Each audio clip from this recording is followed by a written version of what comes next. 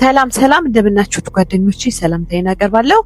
ዛሬ እንግዲህ አጠር ያለ መልእክት አለኝ። በተለይ አሁን ላይክ ሰብስክራይብ እንዳትረሱ አደራ።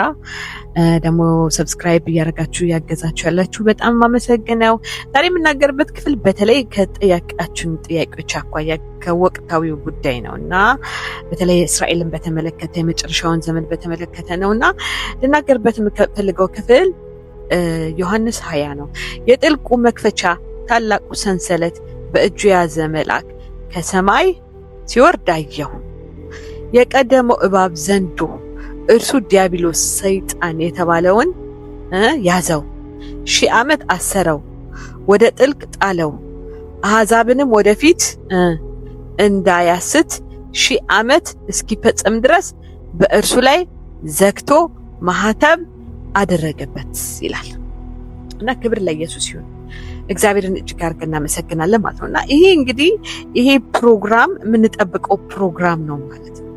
እና ይሄ ፕሮግራም እንግዲህ ጌታችን አምላካችን መድኃኒታችን በምድር ላይ መንግስቱን የሚያቋቁምበት ለ1000 ዓመት አንድ መልአክ ወርዶ ያስረዋል ይላል። በቃ እንዳያስት ይሄ ሐሰተኛ ነብያት፣ ይሄ ዲክታተርሺፕ፣ ክርስቶስን ተቃዋሚ ይሄ ክፉ ነገር ሁሉ ይታሰራል።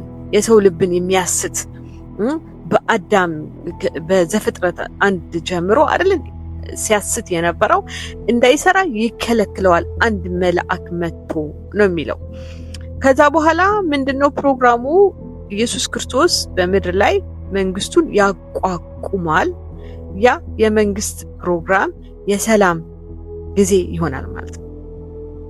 እና ብዙ ጥያቄዎች አሉ የተጠየቁትኝ፣ ግን ይሄ ፕሮግራም ነው የሚቀጥለው። የኢየሱስ ክርስቶስ አመጣጥ በምድር ላይ መንግስቱን ያቋቁማል ነውና በተለይ የእስራኤልን ሁኔታ ስናይ እስራኤል ሁኔታ በተለይ ይሄ 1000 ዓመቱ ፕሮግራም በተለይ ለአብርሃምና ለዘሩ ከተገባ ቃል ኪዳን የተነሳ መጽሐፍ ቅዱስ ሳሙኤል ላይ ነው እንግዲህ መጽሐፍ ቅዱስ ሳሙኤል ላይ ለእግዚአብሔር ዳዊት ቃል ኪዳን ገብቶለታል ዙፋኑን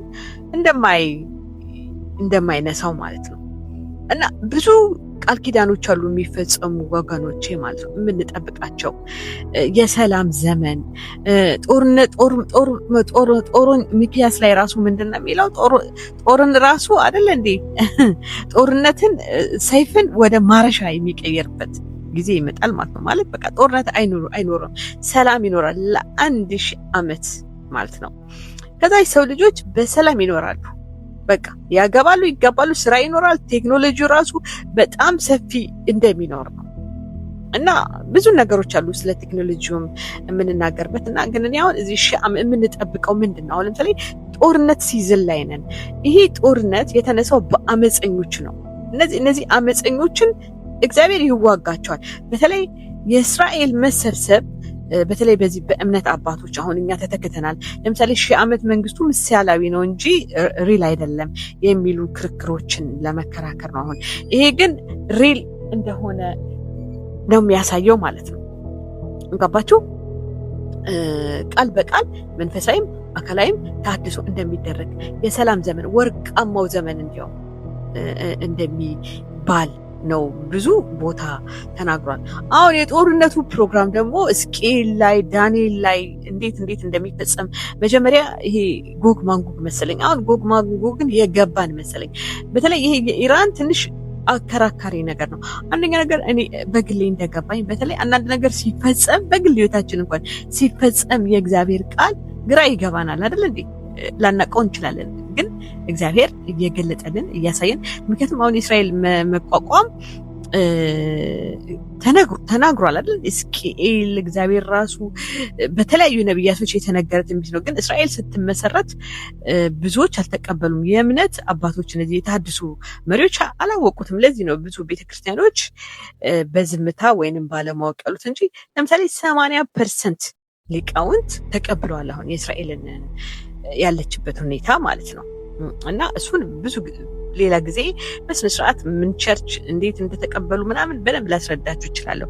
አሁን ኢትዮጵያ ውስጥ ነው ትንሽ ችግር ያለው እንደሚመስለኝ በአንዳንድ ጠንካራ ልብ ባላቸው እንጂ አሁን ምንድነው ከማንኛውም ጦርነት ጀርባ ሰይጣን ወይ እግዚአብሔር አለ ማለት ነው። እና እንዴት ነው የምናውቀው? በሀሳቡ ነው። ሰው በአስተሳሰቡ ነው የሚታወቀው። በትምህርቱ በአመለካከቱ ሰው በልቡ እንዳለው ነው ይላል አይደል እንዴ? ለምን አሁን እስላሚክ አስተሳሰብን የምናየው በትምህርታቸው ነው። ጦርነታቸው ምናቸው ልክ እንደ ማይንድ ሴታቸው ነው ማለት ነው። እኛም ሰው ማይንድ ሴቱ መጥፎም ክፉም ሊሆን ይችላል። ለዚህ ነው እኛ የእግዚአብሔር ቃል ማሰብ፣ በእግዚአብሔር ቃል መታደስ መለወጥ ያለብን ለዚህ ነው ማለት ነው። ስለዚህ አሁን ያለንበት ምንድነው?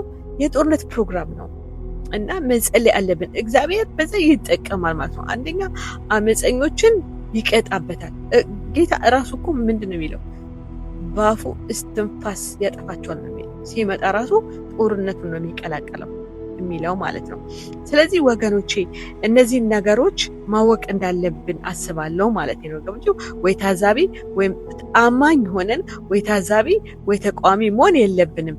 ሙሉ ትምህርት ያስፈልገናል ብዬ አምናለሁኝ ማለት ነው። እኔ ራሴን ስለተማርኩ ነው ማለት ነው። በዚህ ጉዳይ ላይ በጣም ብዙ ጊዜ 14 ዓመት ነው እነዚህን ነገሮች ከሰማሁኝ ማለት ነው። በተለይ በዚህ በእስራኤል ጉዳይ ላይ የእስራኤል ሁኔታዎች እንዴት እንደሚፈጸሙ የእስራኤል ታድሶ ስለ 6 ዓመት ስለ 6 ቀን ጦርነት እንዴት እንዳሸነፈች አይደል እንዴ? ምንድነው የሚለው?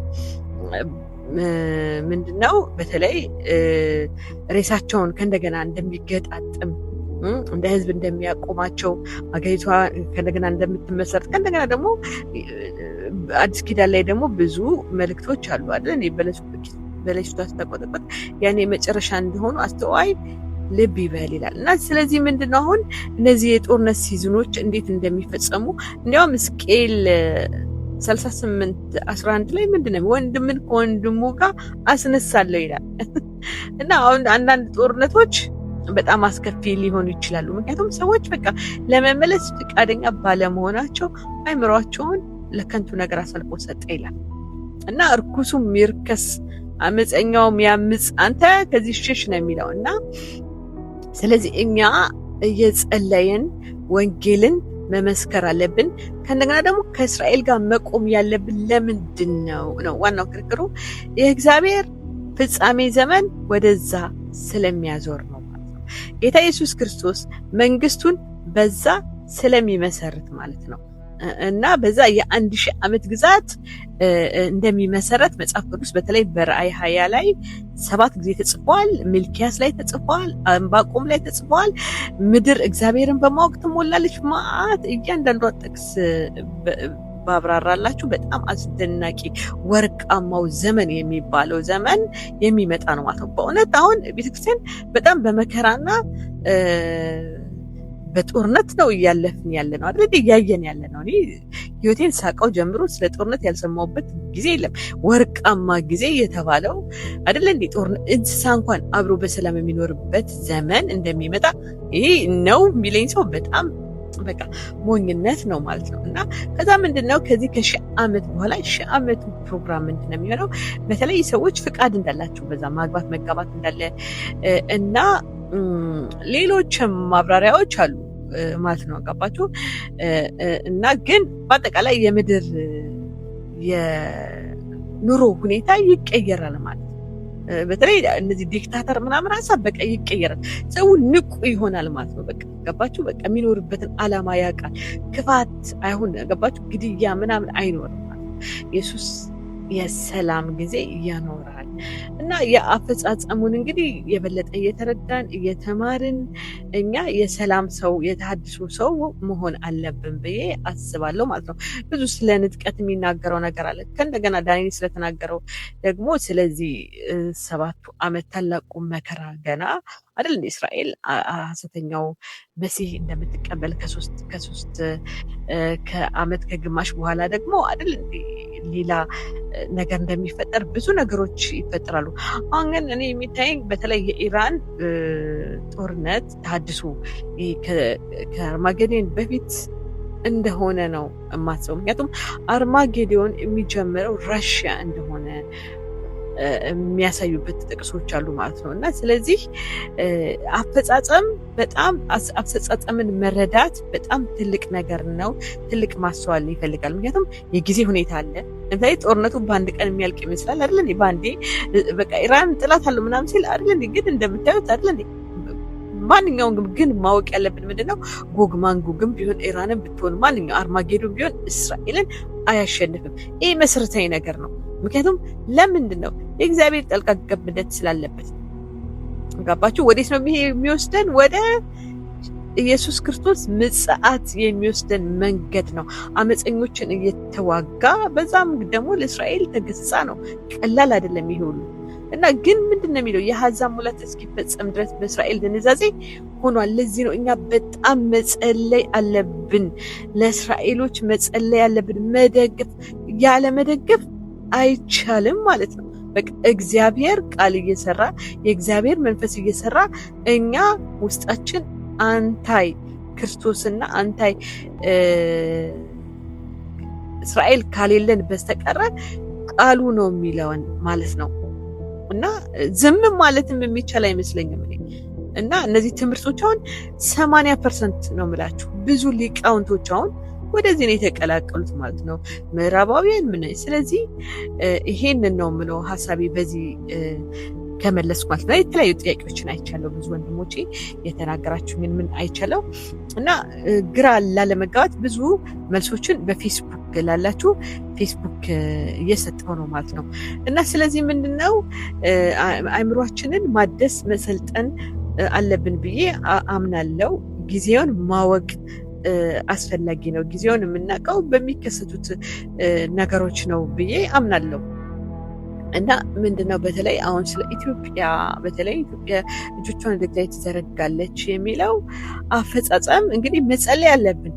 በታላቅ መከራ ውስጥ ሰላምን ማለት እጆቿን ወደ እግዚአብሔር ከእግዚአብሔር ጋር ሰላም እንደሚገኝ እንዴት ከዚህ የበለጠ መከራ ማለት ነው ብዬ እኔ እየተከራከርኩ ነው። ማለት በቃን በቃ እጆቻችንን መዘርጋት ይሁንልን። የሰላም ዘመን፣ የፍትህ ዘመን ገባችሁ? የአስተሳሰብ ለውጥ ተሐድሶ፣ በተለይ እኛ በዚህ በማይንድ ሴት የጀመርነው የአንድ አይነት ትምህርት ነው ማለት ነው። በቃ ምንም ስለ ተሐድሶ ነው ሁሉ ነገር የበለጠ እውቀትን ይጨምርልናል እንጂ የተለያየ ነገር አይደለም ማለት። ዞሮ ዞሮ በቃ የእግዚአብሔር ቃል ነው የሚፈጸመው። እግዚአብሔር ይሰራል ወይ ያሳየናል ወይ እውነት ነው ወይ ነው እንጂ ሌላ ተአምር ለመፍጠር አይደለም ማለት ነው።